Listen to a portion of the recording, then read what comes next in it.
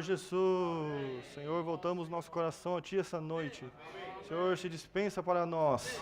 Queremos estar abertos ao Seu falar, sendo canais para o Seu fluir. Senhor, fala aos corações essa noite. Fala aquilo que o Senhor quer falar, Senhor. Mostra como o Senhor vê as coisas. Senhor, queremos estar inseridos dentro do Seu propósito. Senhor, o Seu propósito de apacentamento. O Senhor nos apacenta, Senhor. Um cuidado terno e amoroso para cada um de nós. Senhor, queremos estar sempre na Sua vontade. Andar no Seu Espírito. Senhor, abençoe essa noite. Senhor Jesus. Aleluia. Senhor Jesus. Aleluia, irmãos. Amém. Senhor Jesus. Meus irmãos, semana passada nós começamos esse tema maravilhoso, né? Experimentar, desfrutar e expressar Cristo. E essa semana nós vimos a mensagem 2, cujo título é Cristo como aquele cujos feitos são celestialmente governados e como nosso pastor, descanso e semeador. Antes de entrar no encargo dessa mensagem, irmãos, eu queria falar um pouco a respeito do encargo do tema geral, né? Porque muitas vezes a gente vê um tema geral como esse, né? E a gente não dá conta do que está por trás dele, né?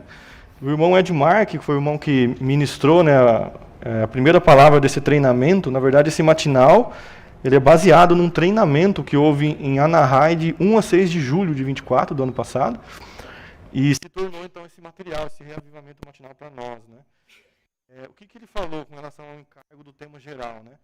Ele falou que ele e o irmão Ron Kangas, né, eles, claro, diante do Senhor, né, em oração e comunhão, muita comunhão, eles perceberam que há aproximadamente 436 mensagens, né, nos estudos vida relacionados a esse tema, né, sobre expressar, experimentar, desfrutar e expressar Cristo, né? Então, o que eles viram? Eles viram que, de uma certa maneira, eles queriam trazer isso à tona, só que é um conteúdo muito grande, né? Então, a ideia dos irmãos é trazer isso em 4 treinamentos, né? Então, esse é o primeiro treinamento que chegou para nós, né? Primeira série de mensagens, mas haverão mais 3. É um tema vasto, né? Ele fala que a ideia não é abordar completamente tudo, porque é muita coisa, mas ele vai trazer ali as pepitas, né? Mas quando a gente fala em experimentar, desfrutar e expressar Cristo, né? O que está por trás disso, irmãos, né? Eu pedi para o Limberto desenhar aqui os 3 círculos, né? Esse é o homem tripartido, né? Esse somos cada um de nós, né, irmãos? O que acontece, irmãos? O irmão Lee, ele fala 2 frases que são muito importantes para o nosso entendimento. A primeira delas é que a experiência de Cristo é primordialmente em nosso espírito. Então, está aqui o nosso espírito, certo? Nós sabemos que as experiências que nós temos com o Senhor acontecem aqui, no nosso espírito. Mas o desfrute, ele acontece na alma. Então, não tem como eu desfrutar o Senhor na minha alma se eu não contatá-lo no meu espírito. Então, esse é o primeiro ponto que a gente tem que gravar na nossa mente. Eu preciso me voltar para o Senhor no meu espírito. Senão eu não consigo desfrutar. Por quê? O que o Senhor está fazendo, irmãos? Ele está se expandindo do espírito para a nossa alma. Então está aqui a nossa alma, né? Vamos desenhar aqui. Então está aqui a mente, né? A vontade e a emoção. Então o Senhor, o que ele está fazendo? Ele está se expandindo para a nossa alma. Quando ele se expande para a nossa alma, a gente começa a ter experiências subjetivas com ele na nossa alma. O que é isso, experiência subjetiva? Imagina que, qual que é a diferença entre experimentar e desfrutar, né? Quando você come, tem um exemplo muito fácil da gente entender isso, né? Quando você come uma comida, qualquer comida que você coma, né? Você vai lá e experimenta ela. Quando a comida é muito boa, o que você faz? Você não faz né? Que delícia, né? Você pode até não expressar isso, mas lá no seu interior você está, né? Que bom, que delícia, né? O que é isso? Você fisicamente, objetivamente, você comeu algo, certo? Mas, subjetivamente, você teve uma experiência subjetiva com o sabor. Aquele sabor proporcionou a você uma experiência subjetiva, para o lado positivo. Tem a experiência para o lado negativo também. Mas, no caso, a gente está falando da experiência para o lado positivo. Então, a mesma coisa acontece. Quando você tem experiências com o Senhor, né? E essas experiências levam você a experimentar o Senhor de forma subjetiva. Então, quando você vai no Senhor, se volta para o Senhor, experimenta Ele, e tem experiências com o Senhor, aquelas experiências levam você a fazer nossa, puxa, que maravilhoso que é o Senhor, que aprazível. Então é como se você, é uma apreciação subjetiva pelo que Ele é. Então é isso que é o que eles chamam de desfrute. Essa palavra desfrute, irmãos, né? Até o Hamilton fala muito sobre isso, que nós, assim, que crescemos na restauração, quando você cresce na restauração, você ouve muito essa palavra e ela se torna algo comum, né? Mas para quem vem de fora e ouve pela primeira vez essa palavra desfrute, né? Você pode até falar, puxa, o que é isso, né? Desfrute. Você não vai encontrar essa palavra na Bíblia, mas ela está implícita, irmãos. Ela está implícita por toda a Bíblia. Porque o desfrute, essa palavra desfrute, tem um significado muito profundo. Ela representa essa experiência subjetiva que você tem na alma. Toda vez que você tem essa experiência subjetiva, baseada na experiência que você teve de Cristo, você desfruta. Né? É essa experiência que você tem de você apreciar o Senhor, sabe? Você experimenta isso. Só que o irmão Lee também fala que é possível você ter a experiência de Cristo sem o desfrute. Puxa. E o problema, nesses casos, está na alma. E o irmão Lee tinha uma séria preocupação de que os irmãos, eles estavam tendo experiências com Cristo, mas não estavam desfrutando Cristo. Né? Então, irmãos, esse tema geral, né, ele fala da experimentar para depois desfrutar. Por que experimentar? Né? O que é experimentar? Se você notar, na primeira mensagem, né, ele fala Cristo como a grande luz, aquele que tem autoridade, o médico, o noivo, o pano novo e o vinho novo. Você está vendo que ali ele está mostrando vários aspectos de Cristo? Né? Então, irmãos, o Senhor Jesus, quando ele iniciou o seu ministério na terra, o seu ministério terreno, nós sabemos, ele foi ali para a região da Galileia, né, que era uma região, a Galileia dos gentios, que eles chamavam, né, que era uma região que havia mistura de judeus e gentios, então era também desprezada pelos judeus, né, assim como Samaria. Então ele foi ali, nessa região, e iniciou o seu ministério como essa grande luz, nós vimos, né, ele se apresenta como essa grande luz para aqueles que viviam nas trevas, né, e aí ele começa o seu ministério, ele chama ali os primeiros 4 discípulos, né, os irmãos, né, primeiro foi Pedro e André, os 2 irmãos, depois Tiago e João. Então ele chama ali os discípulos, né? E dá sequência ao seu ministério. Só que aí, o que começa a acontecer? O Senhor ele começa a usar as situações e as circunstâncias para se apresentar em diversos aspectos para nós. Então ele usa, sabe, as perguntas dos fariseus, ele usa as circunstâncias, a situação. Então ele vai usando todas essas coisas para se apresentar em diferentes aspectos. E olha que interessante, né? Eu estava vendo no estudo Vida de Mateus, tem o pensamento central, né? Tem um tópico que ele fala sobre o pensamento central do livro de Mateus. Olha que interessante. Em cada livro da Bíblia também precisamos encontrar, estou lendo o estudo Vida de Mateus, tá? Encontrar o pensamento central. O pensamento central de Mateus olha que interessante, Cristo como Jesus, Jeová o Salvador e Emanuel, Deus conosco, olha o que ele é, o Rei, o que batiza, a luz, o Mestre, o que cura, o que perdoa, o noivo, o pastor, o amigo, a sabedoria, o descanso, e ele vai, irmãos, vai. Vou resumir aqui. A principal pedra, o Senhor, o ressurreto, aquele que tem autoridade, o sempre eterno, e vai. Quão rico Cristo é no livro de Mateus, até mesmo mais rico que em João. Como Jesus e Emanuel, ele é ainda outros 33 itens para nós. Devemos desfrutá-lo e participar dele. Precisamos experimentá-lo em todos esses aspectos, em ressurreição, não no estado natural. Ele é o sempre eterno. Mateus começa com Deus conosco e finaliza com eis que estou convosco todos os dias até a consumação do século. Então veja, irmãos, que esse encargo central, ele está muito... Por isso que nas mensagens nós estamos vendo aspectos de Cristo. Porque você pode se perguntar, mas por que a gente está vendo esses aspectos, né? O Senhor se apresentando como essa grande luz, como aquele que tem autoridade ali na cura do servo, né, do centurião. Depois ele se apresenta como médico, né? Por que ele está se apresentando, usando as circunstâncias ali, né? Eu lembro que eu desfrutei muito essa questão do como médico, né? Porque ele estava ali, Mateus, depois que ele salva Mateus, né, o cobrador de impostos, Mateus fica muito feliz e faz um banquete ali, chama todos os amigos dele, né? Então, imagina, os amigos de Mateus eram também pecadores, cobradores de impostos, né? Então, vem todo mundo ali. E aí está no banquete ali, né? E aí Jesus estava ali, né, com eles, banqueteando, e os fariseus olhando isso, perguntam para ele, mas por que você come com esses pecadores, né? E aí ele usa, olha como ele usa aquela situação, aquela pergunta em específico para mostrar um aspecto dele como esse médico. Não, os sãos não precisam de médico. Eu vim para os doentes, para os pecadores. Então, olha, né, o encargo que vem por trás desse tema geral. É você apreciar como o Senhor ele usa todas essas situações, essas circunstâncias, para mostrar aspectos do que Ele é. Porque, irmãos, né, Jesus ele é o Deus encarnado. Antes, Deus, ele fala que a Bíblia fala que Ele habitava em luz inacessível. Né, ele não poderia se mostrar. Então, agora Ele se encarna. Então, ali está diante deles o Deus encarnado, o Deus tocável, o Deus palpável, experienciável. Então, esse Deus ele começa a se mostrar quem Ele é. Para que Ele veio, todos os seus aspectos maravilhosos. E esse é o pensamento central por trás do livro de Mateus e dos evangelhos, dos livros sinóticos. Né? O Senhor ele vai usar tudo, irmãos, para mostrar quem Ele é. Então, todo esse matinal, irmãos, né, e provavelmente virão mais 3, vão vir com esse encargo, sabe? Nós vamos ver muito isso, Jesus usando essas situações e se mostrando. Então, essa palavra desfrute, onde que ela entra?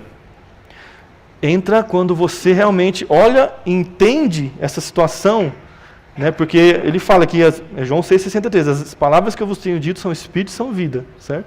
Então a palavra do Senhor é vida para nós. Se você vai na palavra e lê, e entende e ganha aquilo ali, aquela experiência de contatar o Senhor na palavra se torna um desfrute. Você tem uma experiência de subjetivamente você apreciar o Senhor Jesus. E essa apreciação é esse desfrute, sabe?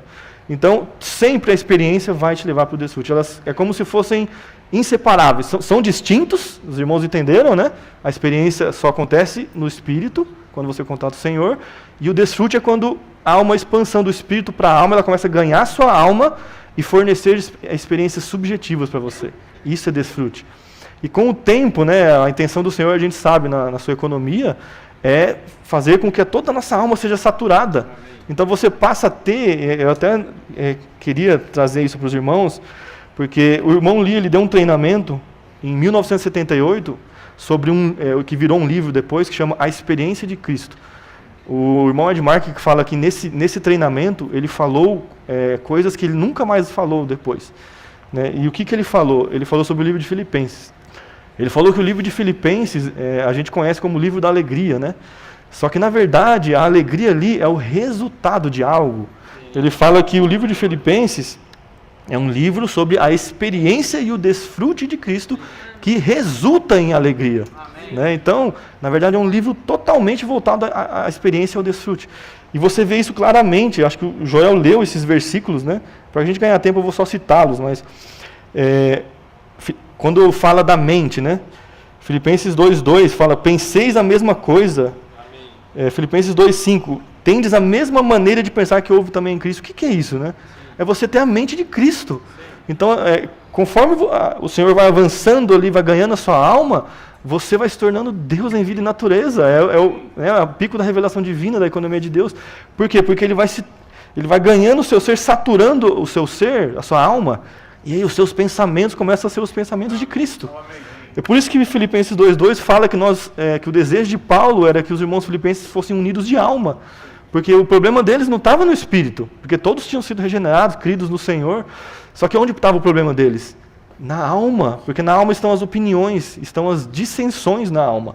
Então, a única maneira deles serem unidos de alma é se eles tivessem a mente de Cristo. Porque se todos têm a mente de Cristo, há um só pensamento, né? O pensamento de Cristo.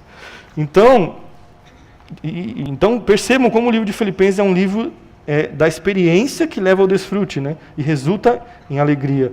Filipenses 1:20 fala, essa aqui Filipenses 1:8, que fala sobre os entranháveis afetos. O José gosta muito desse versículo, né, José? Esse versículo está relacionado com a emoção, que a minha emoção, né, preciso ler, senão eu não vou saber, para não falar errado. Filipenses 1:8, esse versículo é maravilhoso. Ele fala assim... Filipenses 1:8.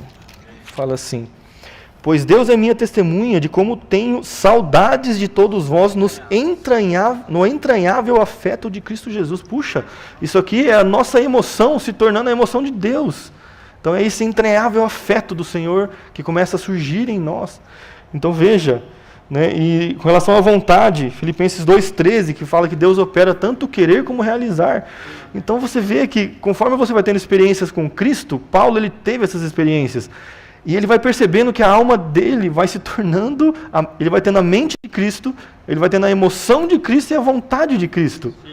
Então, esse é o desfrute. Conforme você vai desfrutando, você vai tendo essas experiências subjetivas dessa apreciação pelo Senhor, você vai crescendo, você vai ganhando, vai saturando o seu ser, e você vai, quando você menos perceber, você está, né, o que 2 Coríntios 3:18 fala, você foi transformado ali de glória em glória na mesma imagem do Senhor, né, na mesma imagem do seu Filho, né? Então você se torna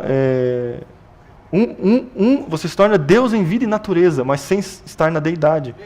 E por fim, né, para completar, no corpo, Filipenses 1:20 fala que Paulo fala que Cristo seja engrandecido no meu corpo. Então veja, né, em vida, claro que nós sabemos que a glorificação do corpo ocorrerá na ressurreição extraordinária, né, onde o corpo será revestido de incorruptibilidade e imortalidade, né? Mas em vida, Paulo fala que ele, através do corpo dele, ele engrandecia o Senhor. É isso que fala o versículo, Filipenses 1:20. Cristo seja engrandecido no seu corpo, né? Então veja que experiência completa de permitir que o Senhor saia da experiência lá do seu espírito e se torne o seu desfrute, sature a sua alma, então no corpo de forma visível ele é engrandecido, né? Então esse é o livro de Filipenses, né? E o livro de Filipenses, ele é um livro que mostra muito claramente, né, o que está por trás desse encargo. Como que nós precisamos, irmãos, das experiências, do desfrute para expressar Cristo, né? Como nós precisamos disso. Amém. Eu queria dar essa introdução, né, para os irmãos ganharem o que está por trás desse encargo, desse tema, né? Porque virão mais 3 matinais e tudo vai descorrer a partir desse entendimento, né? Então nós vamos... É um estudo muito desfrutável, porque nós vamos ver aspectos do Senhor, né? Como Ele usou ali as circunstâncias e as situações para se mostrar como em diferentes aspectos, né? Então nós vamos ver, como a gente viu no pensamento central do livro de Mateus, em Mateus ele se mostra em mais de 33 aspectos, né? E um melhor que o outro, né, irmãos? Um melhor que o outro. Então na mensagem da semana passada nós já vimos, né, esse aspecto dele como uma grande luz. Puxa, maravilhoso, né? Quando você se converte, né, você vem de uma situação talvez de morto em seus delitos e pecados ali, né? Às vezes você nem sabia disso, mas você estava morto em seus delitos e pecados, né? E aí se você ganha o Senhor, alguém fala do Senhor, ou o Senhor mesmo propicia uma situação e você ganha o Senhor, é como se caísse o véu mesmo, né? Uma grande luz, né, que dissipa todas as trevas, né? Então você experiencia o Senhor como essa grande luz. Aquele que tem autoridade, puxa, que impressionante, né? Ali, quando ele estava ali com o servo, o centurião chega para ele e fala, meu servo está doente, né? E o Senhor, acho que ele esperava que ele, não, então venha comigo, vamos até a casa para você curar o servo, né? Assim como Jairo falou para o Senhor na filha dele, né? Então veja que Jairo não tinha a fé que o centurião tinha, né? Porque o centurião falou que, não, Senhor, né? Eu tenho autoridade, eu falo e o meu servo faz. E eu sei que o Senhor, ele percebeu que o Senhor tinha autoridade. Falou, não, basta uma palavra, você fala, né, e acontecerá. Ele fala que jamais viu tamanha fé em toda Israel, né. Mas ali, olha que impressionante, o Senhor, naquela situação, mostra para nós que o Senhor é aquele que tem autoridade, né. Através dessa situação, a gente pode apreciar esse fato, de que, puxa, o nosso Senhor, ele tem autoridade, né. E a gente sabe, em Efésios fala que toda autoridade lhe foi dada, né, nos céus e na terra, né. Mas que exemplo maravilhoso ali, né? Do centurião mostrando isso. Depois o médico, como eu já falei, né? Ele usou aquela pergunta, né? Por que você come com pecadores, né? Ele usou aquela situação para falar, não, eu vim para os doentes, né? Os pecadores, né? Depois o noivo, né? O pano novo, o vinho novo, cada um tem o seu contexto, a sua situação. Mas vamos entrar na mensagem desta semana, né? Nós vamos ver aqui nessa semana, irmãos, nós vimos, né, 4 aspectos maravilhosos do Senhor. Né? Cada algarismo romano aqui é um desses aspectos, né? Traz um desses aspectos. Vamos desfrutar? O primeiro, então, Cristo como aquele cujos feitos são celestialmente governados. Puxa, algarismo romano 1. Cristo é revelado como aquele cujos feitos são celestialmente governados, a franja da sua veste. Bom, esse relato, irmãos, acho que é uma história bem conhecida, né? Há esse relato, né, em 3 evangelhos, tá? Mateus, Marcos e Lucas. O relato mais completo está em Marcos, então eu acho que eu vou ler por lá, tá? Em respeito aos mais novos, eu quero ler, tá, irmãos? Marcos 5, 21.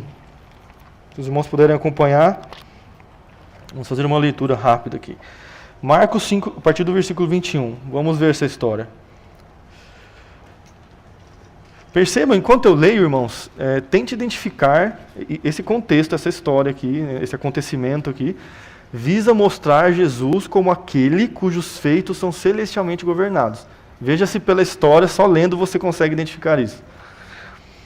Tendo Jesus atravessado de novo no barco para o outro... Estou lendo Marcos 5, 21, tá? Tendo Jesus atravessado de novo no barco para o outro lado, ajuntou-se a ele grande multidão, e ele estava junto ao mar. E chegou um dos chefes da sinagoga, de nome Jairo, e vendo-o, prostou-se a seus pés. E muito lhe suplicava, dizendo: minha filhinha está à morte, rogo-te que venhas e imponhas as mãos sobre ela, para que seja curada e viva. E Jesus foi com ele. Grande multidão o seguia e o apertavam. E uma mulher que havia 12 anos tinha um fluxo de sangue, e muito tinha sofrido nas mãos de muitos médicos, e despendido tudo quanto possuía, sem nada aproveitar, antes, pelo contrário, indo a pior. Tendo ouvido acerca de Jesus, veio por trás, por entre a multidão, e tocou-lhe a veste. Pois dizia: se eu lhe tocar ao menos as vestes, serei curada. E imediatamente se lhe secou a fonte do sangue, e sentiu no corpo estar curada da aflição. Jesus, percebendo imediatamente em si mesmo que dele saíra poder, virando-se no meio da multidão, perguntou: quem tocou nas minhas vestes? Responderam-lhe seus discípulos: vês que a multidão te aperta e dizes: quem me tocou? E ele olhava ao redor para ver a que fizera isso. Então a mulher, atemorizada e tremendo, sabendo o que lhe tinha sucedido, veio, prostrou-se diante dele e declarou-lhe toda a verdade. E ele lhe disse: filha, a tua fé te salvou. Vai-te em paz e ser curada da tua aflição. Até aqui. Amém. Puxa, que experiência maravilhosa, né? Ali a gente vê, né, o Senhor ali, chega o chefe da sinagoga, Jairo, e fala: minha filha está doente, está para morrer, né? Venha até a minha casa para você curá-la, né? E o Senhor vai, só que ali tinha uma multidão, né? E, irmãos, aquela multidão estava ali, né, por causa de Jesus.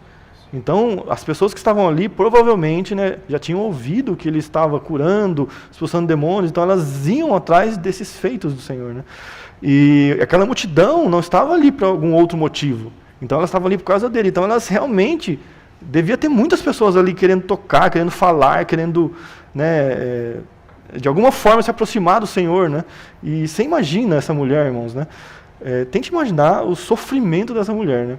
Esse fluxo de sangue que é mencionado, é um fluxo de sangue contínuo, é como se fosse uma menstruação crônica. Então você imagina vazando sangue ali sem parar, né? Então ela tinha que ficar secando aquilo, né? E imagina o sofrimento que isso não deve ter causado para ela, né? E naquela época era pior ainda, porque os judeus consideravam isso como algo impuro, sabe? Uma contaminação mesmo. É como se ela vivesse num estado de contaminação e impureza crônica, né? A existência dela era assim, né? Então, veja a situação, né? E ela, puxa, quando ela ouviu falar do Senhor, né? Ela enfrentou aquela multidão ali, foi se esgueirando, né? Aquela multidão, porque ela sabia que se ela tocasse nas vestes, ela seria curada. Mas aí vem uma pergunta, né? Que eu também fiquei intrigado com isso. Falei, mas por que ela queria tocar nas vestes, né? E se você vê, tem 2 relatos bem impressionantes. Mateus 14, 36 fala assim, ó: tinha alguma coisa muito, muito importante nas vestes do Senhor. Porque olha só, Mateus 14, Mateus 14, 36, fala assim, ó. Se alguém achar, eu vou ler para os que estão em casa, né? Melhor. Mateus 14, 36, fala assim: e rogavam-lhe que os deixasse apenas tocar a franja da sua veste, e todos quantos tocaram foram completamente curados. Em outro relato, lá em Marcos 5, olha só. Marcos 5, Marcos 6, 56. Marcos 6, 56 fala assim: onde quer que ele entrasse, nas aldeias, nas cidades ou nos campos, punham os enfermos nas praças e rogavam-lhe que os deixasse tocar, ao menos a franja da sua veste. E todos quanto tocavam eram curados. Então, puxa, irmãos, tinha alguma coisa com a franja da veste do Senhor, né? Tinha alguma coisa muito especial ali, né? A gente sabe, irmãos, que, claro, tudo que aconteceu hoje tocar o Senhor é você se voltar para o seu espírito e tocar o Senhor, né? Mas naquela época, né, para os judeus, a gente sabe que os judeus eles têm essa questão da ornamentação, né, é muito importante para eles, né, toda essa questão, né? A gente vê lá na roupa do sumo sacerdote, né, as pedras, tudo com muito significado, até o próprio tabernáculo, tudo ali tinha significado. Então, assim, toda essa questão, esse simbologismo para os judeus era muito importante, né? E a veste não era diferente, né?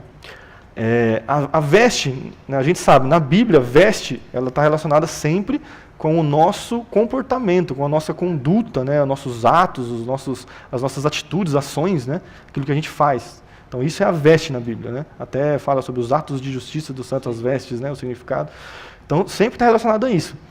E naquela época, né, houve em Números, olha que interessante, em Números houve uma prescrição direta de Deus para Moisés com relação às vestes, né, dos judeus.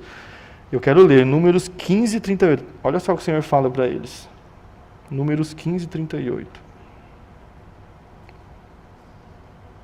Fala assim: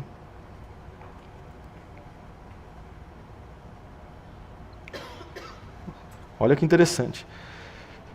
O Senhor disse a Moisés: fale aos filhos de Israel e diga-lhes que ao longo das suas gerações coloquem franjas nas extremidades das suas vestes e ponham um cordão azul em cada franja. E as franjas estarão ali para que ao vê-las vocês se lembrem de todos os mandamentos do Senhor e os cumpram, para que vocês não se deixem arrastar à infidelidade, seguindo os desejos do seu coração e dos seus olhos. As franjas estarão ali para que vocês se lembrem de todos os meus mandamentos, os cumpram e sejam santos ao Deus de vocês. Eu sou o Senhor, o Deus de vocês, que os tirei da terra do Egito para ser o Deus de vocês. Eu sou o Senhor, o Deus de vocês. Então, olha só, ele falou para os judeus, o que é na borda? Imagina assim, uma veste, né? Você tem a veste, e ali você tem a borda da veste, que é a franja. Na borda, na extremidade ali da veste, eles faziam uma franja. Aí o Senhor falou assim, ó, nessa franja você vai colocar um cordãozinho azul amarrado. Ele tinha que ser azul e amarrado. Eu até ia trazer umas fotos, mas se você depois digitar no Google Imagens, você vai ver, né, que assim, dos dois lados da veste dos judeus, tem uns cordãozinhos azuis assim, amarrados, saindo para cá e para cá, né? Então, para que servia isso, né, naquela época? Toda vez que os judeus, ele tivesse, claro, ele se vestia para sair, né? E quando ele olhasse para a veste dele e batesse o olho nesse cordãozinho, isso devia remeter ao quê? Puxa, eu preciso ser obediente aos mandamentos, aos 613 na época, mandamentos, né, da lei, o decálogo, os 10 mandamentos, a Torá. Então, remetia a ele, era como se remetesse ele à santidade mesmo, à obediência. Puxa, eu preciso, né, ser fiel a Deus, obedecer, andar conforme os mandamentos, conforme o decálogo. E aí quando ele via um outro judeu, tava lá as franjinhas, os fios, né, lá de azulzinho lá. E também quando ele olhava para os outros, ele também era remetido à santidade, né, à obediência e à santidade aos mandamentos. Então era um cerco, né, onde ele ia, se ele olhasse para si mesmo, se ele olhasse para os outros, tudo isso remetia ele à santidade. Então, veja como que esses fios, né, azuis, eu não estou lendo aqui, mas eu estou explicando, né? Mas esse cordão azul, que era colocado nas franjas, veja como que ele era importante como simbologismo mesmo para o judeu, para os judeus, né? E só que para você trazer isso para a realidade hoje, né?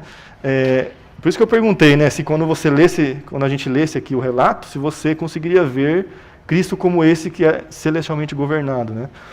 Para você ter esse entendimento, você precisa entender que aquela veste dele representava, como a gente falou, os atos, né, a conduta dele, o comportamento, tudo que ele fazia estava debaixo do quê?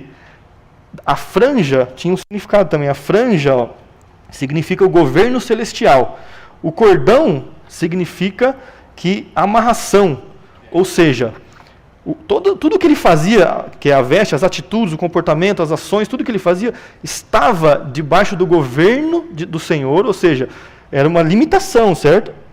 E essa limitação, ele estava debaixo da limitação e da regulamentação do governo celestial de Deus, certo? Porque o azul é celestial e o cordão era amarrado, ou seja, ele estava amarrado a isso, ele estava limitado e restringido a esse governo celestial.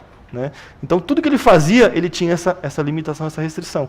Então, as vestes do Senhor, nesse contexto aqui, né, e o fato dele ter, né, essa franja, esse cordão azul amarrado, remete a que Cristo era esse que era celestialmente governado. Tudo que ele fazia, os seus feitos, estavam debaixo desse governo celestial, dessa limitação e regulamentação do governo celestial. Né?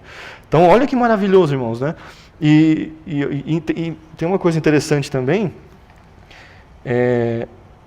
Deixa eu ler aqui primeiro. Ó, fala assim, ó, as vestes, o ponto B, tá? As vestes significam virtude no comportamento humano. As vestes do Senhor significam seu comportamento perfeito em sua humanidade, sua perfeição humana virtuosa. Então o Senhor, irmãos, o que é curioso é assim, os judeus, quando eles olhavam para a veste, eles remetiam eles à santidade. Preciso ser santo, preciso seguir os mandamentos e tal. Mas o Senhor, irmão, o Senhor era o santo. Então você imagina, o Senhor usava também, ele era judeu, usava essas vestes também, né? Mas ele era o santo. Então ele tinha uma humanidade elevada, uma humanidade perfeita. Né, o que a gente costuma falar na restauração, que ele expressava os atributos divinos através das suas virtudes humanas. Então você imagina o homem perfeito, o homem Deus perfeito. Né? Irmãos, toda essa humanidade perfeita, ela gera virtude. Né? Por isso que expressar os atributos através das virtudes humanas. Então, através das suas virtudes humanas, gerava um poder. E o interessante é que quando aquela mulher ela toca, né, o Senhor, ele não estava prestando atenção, não estava focado e prestando atenção nela. Você veja que nas outras curas, o Senhor ele sabe o que está acontecendo, a pessoa vem, pede, ele fala uma palavra, ser curada ou fica livre, né? Ele até falou a palavra, mas depois da cura. Não sei se vocês perceberam isso, né?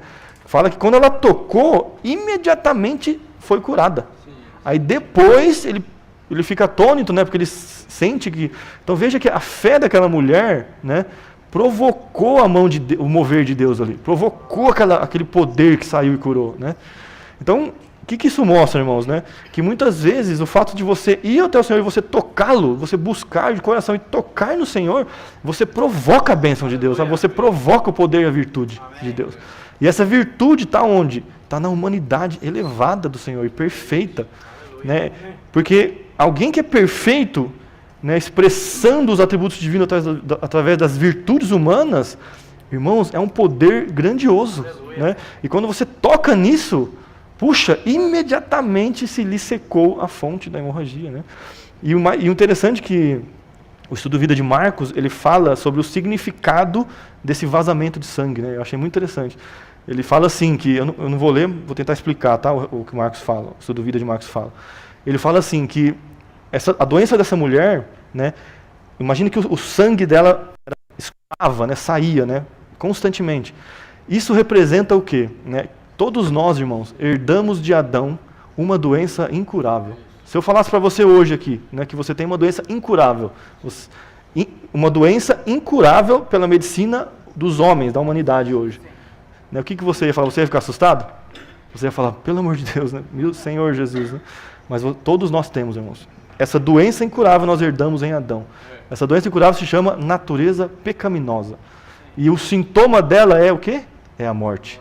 Nós estamos morrendo.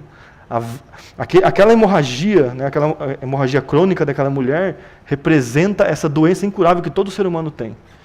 Que ocorre o vazamento da vida, o escoamento da vida. É como se ela estivesse escoando a vida dela ali, por toda a vida. Então, irmãos, todos nós, né, que nascemos com essa natureza pecaminosa que herdamos em Adão, temos essa doença incurável. Se você nunca teve uma doença incurável, hoje você sabe que você tem uma doença incurável. Irmãos, a única forma de você curar essa doença, a única maneira é você tocar no Senhor. É a experiência da mulher. Se nós não tocarmos o Senhor, irmãos, porque quando você toca no Senhor e recebe o Senhor, a lei do Espírito da vida, Romanos fala, te livrou da lei do pecado e da morte. Essa doença ela tem uma lei, ela é regida por uma lei. E ela induz você ao pecado. Né? A natureza dessa lei é pecar. Por causa de o pecado que habita em você, você comete os pecados. Então essa lei, irmãos, não adianta você lutar com ela por você mesmo, querendo melhorar o seu comportamento, fazendo qualquer tipo de treinamento, coaching, o que você quiser. Você não vai conseguir curar essa doença. Você não vai conseguir. A única maneira é uma outra lei maior que ela. Essa lei está na vida do nosso Senhor Jesus. Quando a gente recebe essa vida, quando ela tocou, aquela mulher tocou, irmãos, o que é esse poder que saiu, né? Esse poder, irmãos, é o elemento do próprio Deus que entrou nela. Esse elemento, ele traz com ele tudo que Deus é. Então ali também está a vida de Deus. E essa vida é regida por uma lei. E quando essa lei entra em contato com a outra lei, ela desmorona a outra lei. Então, irmãos, a única forma de sermos curados dessa doença mortal, né, que é esse vazamento de sangue. Não pense que é só aquela mulher que tem. Todos nós temos essa doença, irmãos. Todos nós. Né? E precisamos do toque do Senhor. Né? Tocar no Senhor. Então, vamos continuar. Vou ler o C, tá? Na virtude humana do Senhor Jesus, havia poder de cura. Portanto, quando a mulher enferma tocou a franja da sua veste, o poder da sua virtude saiu para ela e ela foi curada. Dos feitos de Cristo celestialmente governados, resulta a virtude, que se torna o poder de cura. Tocar as vestes do Senhor era, na verdade, tocá-lo em sua humanidade, na qual Deus estava corporificado. Por meio desse toque, o seu poder divino foi transfundido, mediante a perfeição da sua humanidade, para aquela que o havia tocado, e se tornou a sua cura. O Deus que habita em luz inacessível tornou-se tocável no Salvador escravo, por meio da sua humanidade, para a salvação e desfrute daquela mulher. A multidão que pressionava não recebeu nada do Salvador escravo, mas aquela que o tocou, recebeu. Puxa, irmãos, veja então que, nesse primeiro contexto, né, o Senhor usou essa situação, e todo esse acontecimento mostra para nós esse aspecto de Cristo como aquele cujos feitos são celestialmente governados. Tudo que o Senhor fazia, né, a gente tem outros versículos que falam, ele não fazia a sua própria vontade. Né, ele era governado e ele só falava o que o Pai lhe comissionava. Né, as palavras deles eram as palavras do Pai, ele fazia a vontade do Pai. Né, qualquer atitude, irmãos, porque as vestes os seus feitos, as suas atitudes, as suas ações, tudo que você faz. Você imagina que tudo o que ele fazia, todas as atitudes, as ações, né, tudo estava debaixo dessa limitação, dessa regulamentação desse governo celestial. Então ele era regido por ele e limitado por ele. Então a nossa vida, irmãos, é uma vida de limitação esse governo, quando nós estamos debaixo do governo celestial, ele nos limita. A nossa vida é uma vida de limitação a esse governo. Né? Então não pense, né, que, mas eu quero ainda fazer tantas coisas, irmãos. Se você estiver debaixo da restrição e da limitação, tudo isso vai morrer, vai por terra. Né? Você vai estar submisso à vontade do Pai. E eu garanto para vocês, irmãos, que o lugar mais seguro para você estar nessa vida é dentro do propósito de Deus. É debaixo da vontade do Senhor. O irmão Minoro fala, né, ele fala para os jovens lá, os formandos, os treinandos, ele fala assim que para eles permanecerem fiéis à visão que eles receberam, né, fiéis à restauração, fiéis à vida da igreja na localidade, né? Nós sabemos que é uma revelação muito clara lá em Apocalipse 2 e 3, né? Uma igreja em cada cidade. Então, assim, é uma revelação muito pura, né? Então ele fala assim, permaneçam, sabe, com essa visão. Porque quando você reconhece que você é a igreja, né, que a igreja não é um templo físico, como que você vai sair da igreja? você vai sair de você mesmo, né? Então essa visão, ela governa você a tal ponto que não tem como você, para onde você vai, né? Para Pedro fala, para onde irei, Senhor? Só tu tem as palavras de vida eterna. Então, o Minoro fala, irmãos, não percam essa visão, não saiam da restauração, não saiam da vida da igreja como ela é, porque isso guarda vocês. Né? E o meu testemunho ele falou para eles, né? Me guardou e a minha família até hoje. É um guardar, irmãos. Nós estamos seguros debaixo do propósito do Senhor. Se você estiver alinhado com o propósito do Senhor, na sua economia, irmãos, tudo que o Senhor faz hoje visa cumprir a sua economia, o seu plano e o seu propósito. Se você está debaixo disso, você está seguro. Porque você vai estar guardado. Porque você faz parte agora, você está alinhado com o plano e o propósito do Senhor. Então creia nisso. É o lugar mais seguro para estarmos. Né? Agora vamos entrar no segundo aspecto, que esse é maravilhoso. Maravilhoso, né, irmão? Só não preciso perder no tempo.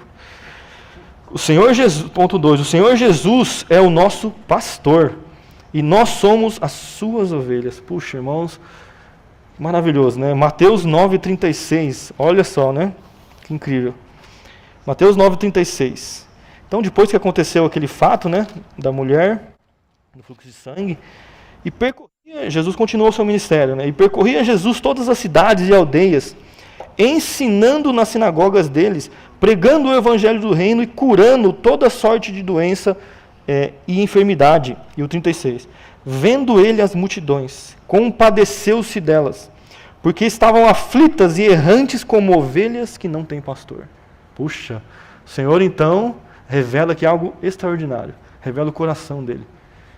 Quando ele veio, né, ele olhou aquelas pessoas, para ele era como ovelhas que estavam errantes, sabe, caminhando por tudo que é lado. Né? Ele falou, puxa, ele se apresenta como esse pastor, sabe? Esse pastor que veio para resgatar as suas ovelhas e unir o seu rebanho. Né? Então, na Bíblia, você vai ver esses termos maravilhosos para os cristãos, né? Que são ovelhas e, quando fala do corpo, o rebanho de Cristo. Né? E ele é o pastor. Né? Então, ali ele revela o coração dele. Né? E nós sabemos que o salmo mais famoso, né, de todos os salmos é o salmo do pastor, né? É o salmo de Davi. Né? E é um salmo maravilhoso, o Salmo 23, porque foi escrito por um pastor de ofício. Né? Nós sabemos que Davi foi pastor, ele aprendeu isso com o pai dele e exerceu essa profissão na sua idade, no seu começo ali, né? Antes dele se tornar monarca de Israel. E então era alguém, tem muito peso aquele salmo, porque era alguém que escreveu, que sabia do que estava falando. Né?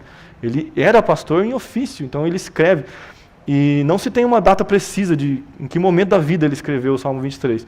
Mas os estudiosos eles são unânimes em um consenso de que provavelmente tenha sido quando ele já era mais experiente, já mais velho, já tinha tido muitas experiências com o Senhor, para escrever algo como que está ali no Salmo 23. Né? E essa semana eu desfrutei muito desse salmo, sabe? Eu ficava recitando ele na minha mente, sabe?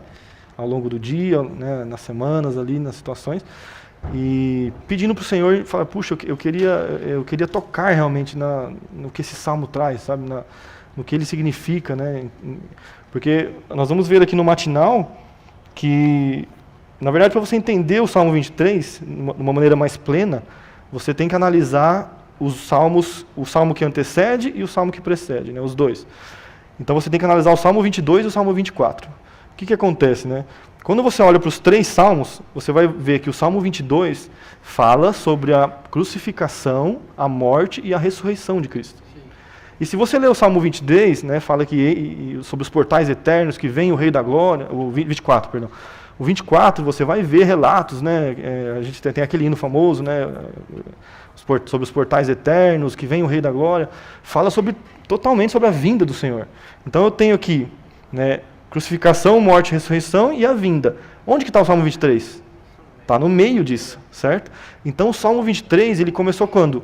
A partir da ressurreição, quando ele ascende, é entronizado, se torna o Espírito, e vai até a volta do Senhor. Então é um salmo, irmãos, atual para nós hoje.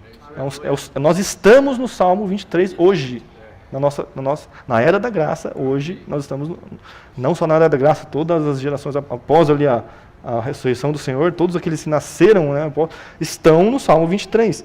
O que é o Salmo 23, irmãos? É o Salmo do apacentamento.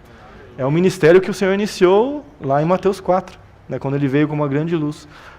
Aqui, nesse momento de Mateus, né, apesar dele já ter feito lá várias curas, né, e a gente viu lá os relatos, nesse momento ele revela o coração dele. Olha, eu vim como um pastor. As ovelhas estão aqui errantes, né? Então tinham muitos problemas. Você vê que por que ele faz tantas curas, expulsa tantos demônios e faz tudo. Para que ele fez tudo isso? Porque ele queria o quê? Resgatar as ovelhas, sabe? Porque você imagina o coração de um pastor, né, de ver uma ovelha desgarrada, solta e errante. Então esse é o coração do Senhor, ele se revela. E Davi, né, o Salmo 23, então, você tendo esse entendimento de que ele faz parte do ministério de apacentamento do Senhor, né, e que nós estamos incluídos, então quer dizer que o Senhor nos apacenta, irmãos. Sim. O Senhor nos apacenta. Mas como ele nos apacenta? Aí você vai entrar no Salmo 23. Porque o Salmo 23 ele vai mostrar que ele nos apacenta em 5 estágios. Né? 5 estágios, que é chamado de 5 estágios do apacentamento. Né? Então nós vamos tentar entrar em cada um deles aqui para tentar tocar no que fala o Salmo 23. Mas eu queria antes tentar recitar aqui o Salmo 23. Vou tentar. Senhor Jesus. O Senhor é o meu pastor e nada me faltará. Ele me faz repousar em pastos verdejantes. Leva-me para junto das águas de descanso. Refrigera minha alma. Guia-me pelas veredas da justiça por amor do seu nome. Ainda que eu ande pelo vale da sombra da morte, não temerei mal nenhum, porque o Senhor está comigo. A sua vara e o seu cajado me consolam. Prepara-me uma mesa na presença dos meus adversários. Unge a minha cabeça com óleo, o meu cálice transborda. Bondade e misericórdia certamente me seguirão todos os dias da minha vida, e habitarei na casa do Senhor para todo o sempre. Amém. Esse salmo é maravilhoso, né? Até emociona a gente. Mas vamos tentar entrar nos pontos dele, né? Então, o primeiro estágio está relacionado com o versículo 1, né? Vamos ler que o versículo 1 fala: O Senhor é o meu pastor, nada me faltará. Ele me faz repousar em pastos verdejantes. Leva-me para junto das águas de descanso. Ele nos apacenta no estágio inicial do desfrute de Cristo como os pastos verdejantes e do Espírito como as águas de descanso. Olha esse versículo, irmãos, João 10, 9. Olha que versículo maravilhoso sobre os pastos verdejantes. João 10, 9. Eu sou a porta. Se alguém entrar por mim, será salvo. Entrará e sairá e achará pastagem. Olha a nota. A pastagem aqui representa Cristo como o lugar onde as ovelhas se alimentam. Quando a pastagem não está disponível, por exemplo, no inverno ou à noite, as ovelhas devem ser guardadas no aprisco. Mas, uma vez disponível, já não há necessidade de as ovelhas ficarem no aprisco. Ser mantido no aprisco é algo transitório e temporário. Estar na pastagem para desfrutar das suas riquezas é algo definitivo e permanente. Antes de Cristo ter vindo, a lei servia de custódia e estar sobre ela era transitório. Agora que Cristo já veio, todos os escolhidos de Deus devem sair da lei e entrar nele para desfrutá-lo como a pastagem. Isso deve ser definitivo e permanente. Visto não terem tal revelação, os chefes do judaísmo consideravam a lei, na qual se baseava o judaísmo, como algo permanente. Em consequência disso, deixaram de ganhar a Cristo e não puderam partilhar dele como a pastagem. Irmãos, a pastagem, os pastos verdejantes, eles representam Cristo como nosso alimento, ele que sacia a nossa fome. E as águas de descanso é o Espírito como esse que sacia a nossa sede. Essa sede não é sede física, né? Essa sede interior do homem, sabe? Em busca de algo que o complete, que essa completude do ser, sabe? O homem busca isso, né? Ele nasce com um vazio existencial. Então a fome e sede é a fome e sede de algo que complete você, sabe? É algo existencial do ser, né? Você tem um vazio que é do tamanho do Criador, né? E você vai tentar preencher com qualquer coisa, mas você nunca vai conseguir preencher. O único que pode preencher esse vazio é o nosso Senhor. Então a primeira coisa no seu ministério apacental, o Senhor sabe disso. A primeira coisa que Ele faz, né, quando Ele inicia, quando nós cremos e Ele inicia o apacentamento sobre nós, Ele vai te alimentar. Ele vai te levar para os pastos verdejantes e para as águas de descanso. Ali você vai ser nutrido, você vai comer, você vai crescer, se fortalecer, mas o apacentamento continua. O apacentamento continua. E aí nós vamos para o versículo 2, né?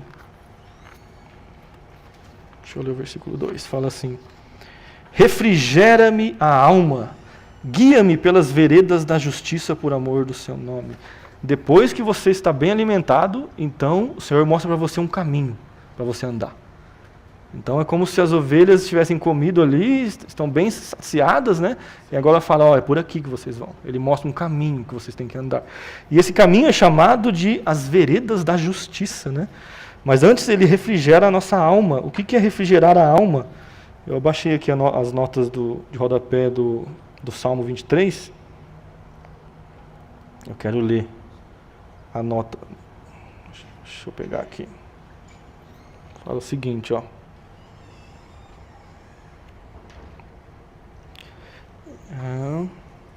Sobre a questão de refrigerar a alma, né? Fala assim, ó. No segundo estágio do seu apacentamento, Cristo restaura a nossa alma. O que é restaurar a alma? Ele põe entre parênteses. É reavivar e transformar a alma. Então, quando falar restaura a alma, ele está reavivando e transformando a alma. E nos guia para que nós andemos de acordo com o Espírito nos caminhos da justiça. Então, a única forma de você andar nos caminhos da justiça é andar segundo o Espírito. É o que Paulo fala. Que ele não ande segundo o seu corpo, porque o seu corpo tem muitas concupiscências. Não ande segundo a sua alma na velha criação, porque ela é cheia de opiniões. Então, qual que deve ser o seu andar? Segundo o Espírito. Porque o Espírito te conduz ao caminho, às veredas da justiça. Esse é o caminho que o Senhor preparou para as ovelhas, depois que eles as alimentam. É o caminho de andarmos segundo o Espírito. Então, esse é a segunda forma que o Senhor nos apacenta, né? O Senhor ele nos mostra esse caminho, restaura a nossa alma, que é a transformação que nós falamos, né? Porque conforme a vida dele vai saturando o seu ser, a sua alma, você não percebe, mas você vai sendo transformado. Você vai mudando os seus pensamentos, você começa a pensar nas coisas lá do alto, né? Você começa a ter os entreáveis afetos, as emoções do próprio Senhor. Já não é mais a sua vontade que surge à tona, ele realiza tanto querer como realizar na sua vida, segundo a vontade dele. Então, isso é a transformação, você vai mudando quem você é. Né? Então, ele vai te apacentando e te conduzindo a esse caminho das veredas da justiça, que é andar segundo o Espírito. Depois a gente avança para o terceiro estágio. Vamos ler o versículo 3. Fala assim: ainda que eu ande pelo vale da sombra da morte, não temerei mal nenhum, porque tu estás comigo. A tua vara, ou teu bordão, e o teu cajado me consolam. Puxa, esse foi o ponto que eu mais toquei, irmãos, né? Senhor Jesus, porque essa experiência de estar no vale da sombra da morte, sabe, irmãos? Como que o irmão Minoro definiu isso, e o Estudo Vida definiu? O que são esses vales, né? Eu anotei aqui, fala o seguinte: o que são os vales? Ambiente ou uma situação desafiadora e opressiva que surge na sua vida. Veja se você já passou por vales, irmãos. Enfermidade que recai sobre você ou alguém que você ama. Problemas e sofrimentos da vida que nos acometem. Será que nós já passamos por vales, irmãos? Vales? Eu já passei por alguns vales, né? Os mais fortes que eu passei, que eu me lembro, foi na época da morte, do falecimento do meu pai, né? E o último, que é bem recente, que os irmãos sabem, né, foi a operação da minha filha Isabela no mês passado. Né? E o que eu queria passar para os irmãos? Né? Quando você passa por uma experiência de vale, e eu falo com propriedade, né, por causa dessa experiência recente, as suas emoções elas vão vir à flor da pele, sabe? Principalmente na questão da enfermidade. Porque o que acontece, né? Você fica muito sensível, sabe? Você fica num estado de tensão, sabe? E isso aflora o seu sentimento, né? Então você fica muito sensível. Então parece que é tudo mais intenso, sabe? Então quando você está nessa situação, a presença do Senhor é muito forte para você, né? Você contata ela como nunca antes você contataria, sabe? Se tivesse tudo bem, ou numa situação favorável, boa, né? Você não contataria dessa forma. Então essas situações eu vejo assim que elas são essenciais para nós, sabe? porque elas levam você a tocar o Senhor, sabe? E sentir a presença dele como nunca antes. Então, é uma experiência muito profunda, que você toca a presença do Senhor de maneira muito real, muito viva, muito forte, né? Senhor Jesus. Mas o Senhor nos apacenta lá, sabe? Nessas situações o Senhor é conosco, irmãos. Que eu me lembro, assim, que naquele momento, né, que eu entreguei a Isabela, assim, sabe, para ela entrar no centro cirúrgico, né? Ai, Senhor, não é fácil. Eu lembro que as nossas emoções estavam muito afoitas, muito, sabe, vívidas, né? E até o rosto, assim, da Paula tinha, por causa da tensão daquele momento, ali tinha, a fisionomia muda, né? E a gente estava, sabe, você se volta ao Senhor e ora e vai diante do Senhor, né? Mas o Senhor, ele traz um consolo tão grande, sabe? Porque a presença dele é com você. Você sabe que ele está ali com você, né? Que ele é com você ali, sabe? E o estudo Vida fala que quando você se volta ao Senhor, né, e experimenta ele nessas situações, ele fala aqui, ó, no dia 3, fala assim, que ele encurta, ó, se você se voltar para o Senhor nas situações de vale, fala que o Senhor encurtará o vale, reduzirá a sombra e removerá a morte. Então, a presença do Senhor nessas situações, creio, irmãos, o Senhor é conosco em toda situação de vale, né? E ele, se você se voltar e descansar nele, colocar sua confiança nele, é isso que Davi está falando. Ele fala, eu passei por situações terríveis de vale, mas eu coloquei a minha confiança em ti.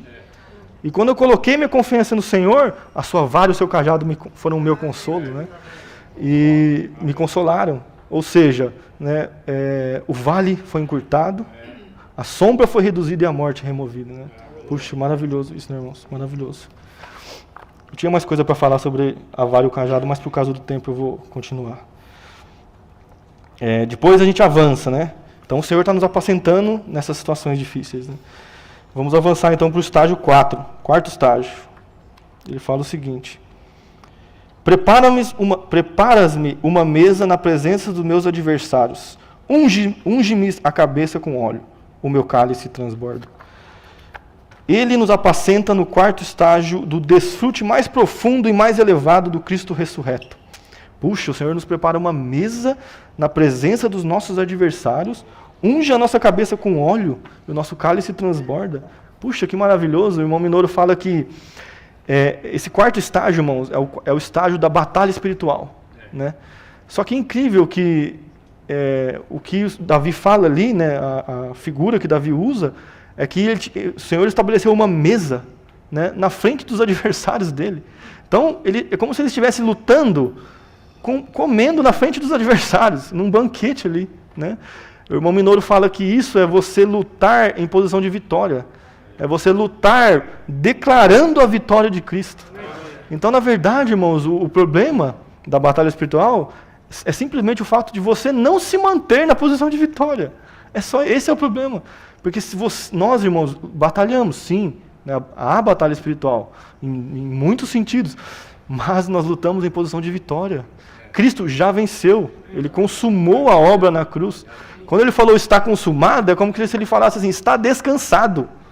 Ou seja, eu descanso no fato de eu cumprir toda a minha obra e realizei o meu querer. Ou seja, ele já derrotou Satanás, ele envergonhou os principados e potestades e destruiu, e destinou todos eles ao lago de fogo. Naquele momento na cruz, aquela é a vitória de Cristo, né? A sua morte e ressurreição é a vitória, ele estabeleceu a vitória. Então hoje a batalha, ela se torna um banquete que nós podemos apreciar e desfrutar, que são as riquezas de Cristo, na presença dos nossos adversários, que é o quê? Todos os nossos inimigos, né? De todos os sentidos, né, que você possa imaginar. Então, essa é a nossa posição. Então, nesse ponto, o Senhor está te apacentando, te mostrando, falando, olha, desfruta das riquezas de Cristo, porque você está lutando em vitória. Não se atemorize, não temas o inimigo, né? Você vai desfrutar das riquezas de Cristo na presença deles. E eles vão estar olhando e sabendo que eles já são derrotados. Eu nunca me esqueço que, quando eu vi esse versículo em Apocalipse, eu fiquei... Puxa, um versículo que me ajudou muito. que ele fala que João, né, porque a gente sabe que o Apocalipse é João vendo as coisas que o Senhor mostrando visões, ele vendo o que ia acontecer lá no fim dos tempos, né? E João fala lá em Apocalipse, acho que não me engano, ou é o 21, o capítulo 21 ou 22, é um dos dois que fala isso. Que ele fala, e eis que vi, né, Satanás ser lançado no lago de fogo. Né? Ou seja, ele viu Satanás, o adversário, o inimigo de Deus, ser lançado. Ou seja, já está decretado na Bíblia o destino dele. E eu me lembro que quando eu vi isso, né, e eu tinha, né, no começo, assim, eu tinha um certo temor, né, com algumas coisas. Então eu orava esse versículo, eu falava, Satanás, né, você já é derrotado. João viu você sendo lançado no lago de fogo. Esse é o seu destino. Né? Nós lutamos em posição de vitória. Já está decretada na Bíblia a derrota do anticristo, não se preocupe, da besta, do falso profeta, dos demônios, dos principados potestades, do próprio Satanás. Está decretado a derrota deles na Bíblia, irmãos. João viu isso. O Senhor mostrou para João e hoje nós podemos ver através das visões de João. Então, essa é a mesa que está posta. A mesa da vitória. O banquete celestial da vitória está na nossa frente. É assim que nós lutamos, irmãos. Aleluia. Bom, acho que só vai dar tempo de eu terminar o Salmo 23. Vamos para esse foi o quarto estágio. Vamos para o último estágio. Ele nos apacenta por toda a vida. Puxa, esse é maravilhoso. O Toninho tocou nele, né? Ele nos apacenta por toda a vida, irmãos, no quinto estágio do desfrute da bondade e misericórdia divinas na casa de Jeová. Vamos ler o versículo. Bondade e misericórdia certamente me seguirão todos os dias da minha vida e habitarei na casa do Senhor para todos sempre. Você imagina Davi falando isso, irmãos? Puxa, imagina, irmãos, o coração de Davi ao falar essas palavras. Né? Ele tinha uma certeza, uma confiança plena nele, de que o Senhor seria com ele por toda a vida dele. Né? E olha que ele nem tinha, porque nós ainda temos a palavra de Mateus 28, né? Que fala que eis que estarei convosco todos os dias até a consumação. Mas Davi não tinha essa palavra. Mas ele tinha o quê? Um relacionamento com o Senhor. E uma confiança tão grande no Senhor, que ele pôde falar isso. Ele falou, olha, certamente, bondade, certamente me seguirão. Ele não há dúvidas. E me seguirão por todos os dias da minha vida. E aí ele revela um sentimento pessoal dele. Que ele fala, né? E habitarei na casa do Senhor para todo sempre. Ou seja, ele queria estar na casa do Senhor. Onde é a casa do Senhor, irmãos? Qual que é a casa do Senhor? É a igreja, o corpo de Cristo. Essa é a casa do Senhor, né? Essa é a casa do Senhor. Então, irmãos, nós somos a casa do Senhor. E o Senhor habita hoje na sua casa. O Senhor habita em nós. O Senhor está na sua casa, irmãos. O nosso espírito é o lar do Senhor Jesus. Né? Ele está habitando. Irmãos, se o Senhor habita ali, né? Se o Senhor habita ali e essa casa é nossa, nós habitamos com Ele. Então o Senhor habita em nós e nós habitamos no Senhor. E como o Senhor está conosco, a sua bondade, né? Que o irmão fala que o Toninho leu, né? É a graça de Cristo, né? E a misericórdia, que é o amor do Pai, certamente estão conosco, irmãos, por todos os dias da nossa vida, né? Louvado seja o Senhor, irmãos. Então esse salmo, acho que é o Salmo 23, ele, a partir de Mateus 9, ali a gente vê o coração do Senhor de se revelar como um pastor, né? E Davi, ele traz essa ótica para que existe um ministério de apacentamento do Senhor, que é aplicado para nós hoje, porque o Salmo 23 é atual, é para nós, é aplicável para nós hoje. Então veja o coração do Senhor e como Ele apacenta você em diferentes estágios, porque esse apacentamento ele vai ocorrendo ao longo da nossa vida. Né? Então Ele está sempre nos alimentando, Ele está sempre nos transformando. Quando você está numa situação de vale, Ele está com você ali, você desfruta a presença dEle. Você luta, quando tem batalha, Ele está ali como essa mesa, para te lembrar da vitória, que você luta em vitória. E a bondade e a misericórdia sempre estão com você. Amém. Jesus é o Senhor.